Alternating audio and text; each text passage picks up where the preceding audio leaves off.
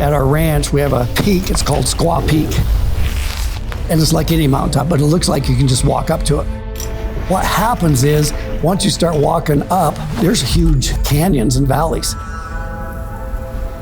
So you walk up the first ridge, all of a sudden you get to the ridge and you think, holy buckets, I gotta go down before I can go back up. And life is like that. So many people get down in those valleys. They had this vision and they think it's gonna be easy. They know it's gonna be hard, but not that hard, because they don't think they're gonna go backwards to go forward. You want life to go like this. You want an easy route, but life is not like that. You know, it's a roller coaster. Businesses are the same way. You get down in these valleys and so many people, especially with a group of people, they aren't used to challenges. The leader has to step forward and say, listen guys, I wasn't aware of this. It is what it is. We gotta walk through this. We gotta climb this next hill so we can see where we're going.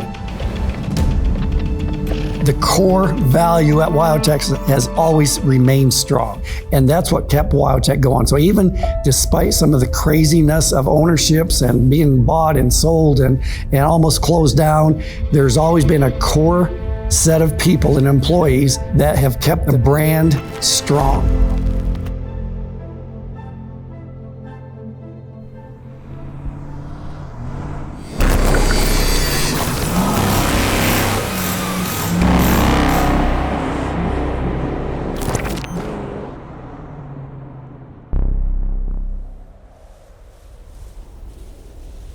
My dad's a preacher, and he moved the family when I was 12 to LaGrange, Wyoming. Living in Michigan, I wanted to be a professional baseball player. And as soon as we hit Wyoming, I gave up the baseball bat and baseball and decided I wanted to become a cowboy. And so I left home when I was 14 and to move on a farm and ranch. And I did that for 3 years, and that got me into horses and equipment. And I loved the equipment as much as I did the cattle and horses. And I started driving semis when I was 17 years old. And it was fun, it was challenging. I decided to come to WyoTech so I could own a fleet of semis.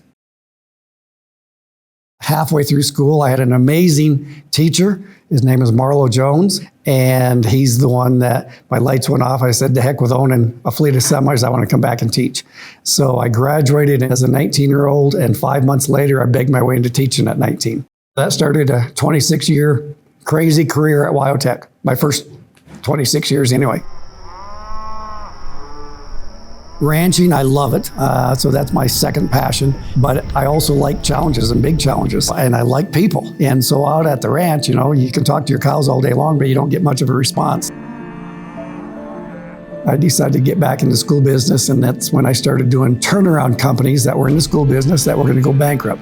I thought, I want to do one more turnaround. Not thinking it was going to be WyoTech at all. That was the farthest thing from my mind. I still pinch myself to realize that it did happen. During the negotiations of buying WyoTech, at one of the last minutes before we signed a contract, they said, Jim, you got yourself a deal, but we're going to keep the WyoTech name. And I literally said, deal's off, we're walking away.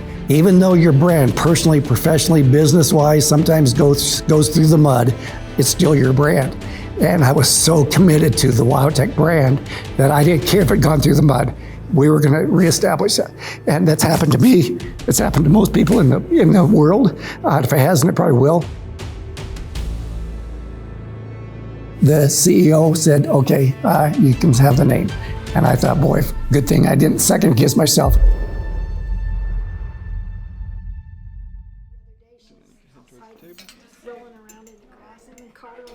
So we met actually at a truck repair shop. There were 2 pickups and then my truck. He goes, is that your truck? And he pointed the pickup. I said, no. He goes, well, is that your truck? I said, no, that's my truck.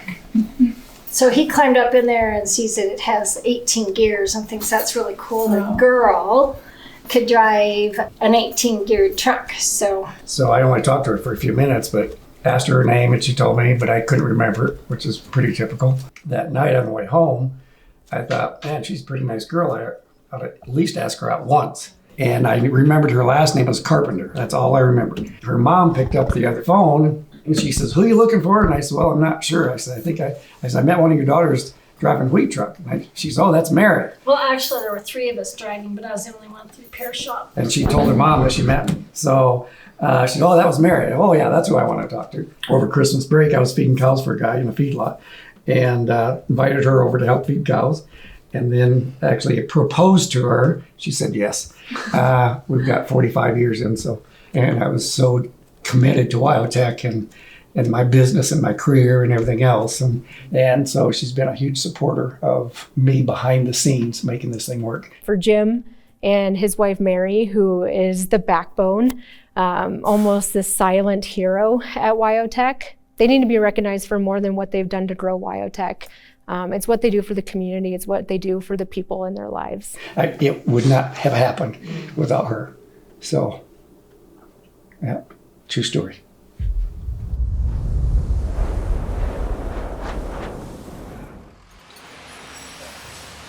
There's been a lot of different ups and downs, but under Jim's leadership in 2 different stints, it's ups.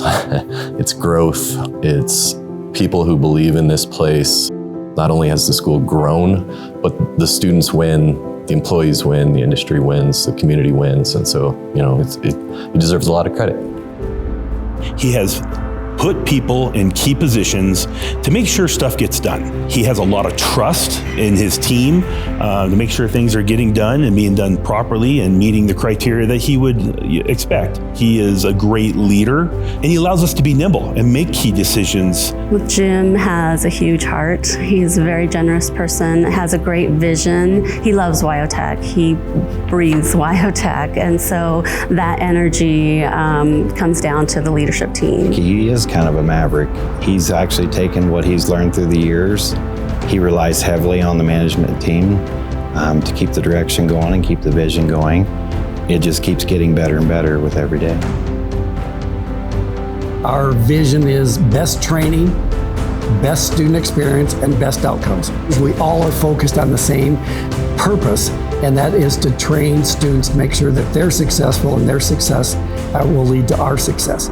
And so that's kind of our mission and vision and value. So WyoTech has always had a great academic program, and it's been always a great school. And I think because we have such high standards, the employers love us because they know we just aren't retaining students to hit a graduation number. We're retaining the right students to provide the industry the right technicians.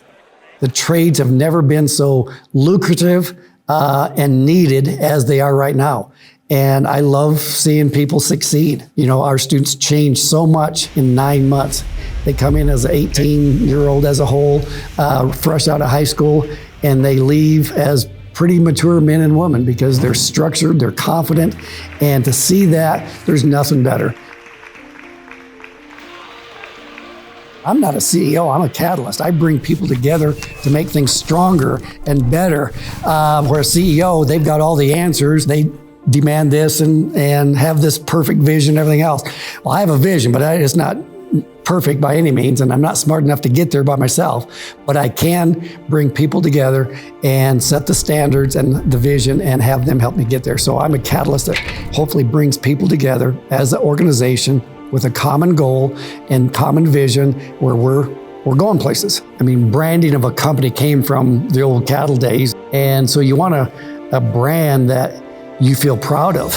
When we put the Heart T on my cattle, when I'm branding calves, I'm proud of that brand because it's visible, it stands for something. You want it to be recognizable. People, a lot of times, they've lost their brand. They don't have anything they stand for. They're just going through life without a purpose. I want people to have something, a personal brand that they're proud of, that they're doing or they're trying to achieve, or they have higher goals. But it takes some structure, it takes some discipline. It's swimming upstream instead of floating downstream, and it's challenging. What are you going to do? Are you going to just go with the flow, or are you going to say, no, I'm going to go a different direction, and I'm going to fight for something that I believe in that's stronger and better